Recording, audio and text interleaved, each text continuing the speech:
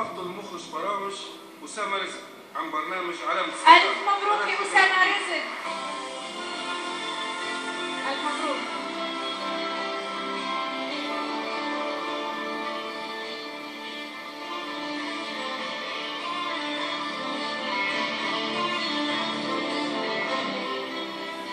السلام عليكم.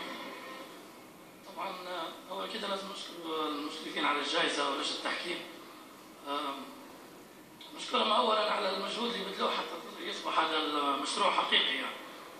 لان اعتقد ان احنا لازم نظهر للعالم ان دائما في وجهين دائما لليبيا، لا يوجد وجه اخر زي اللي ناقلوه بعض القنوات العربيه.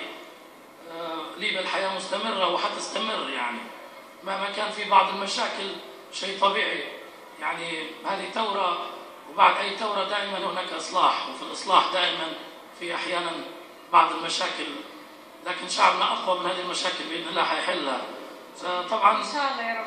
ثاني مره ناخذ جائزه على برنامج متوقف.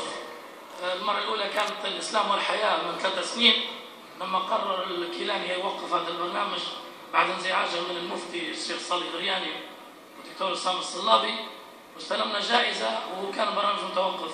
وهذه ثاني مره البرنامج علامه استفهام نفس الشيء، برنامج متوقف بسبب المشاكل اللي في القناه. البرنامج هذا لو نجح بجميع كادر الفني بدون استثناء. نشكرهم كلهم واحد واحد، لان لولاهم ما فزناش في هذه الجائزه. كلمه اخيره، انا اسف جدا اخذت وقت.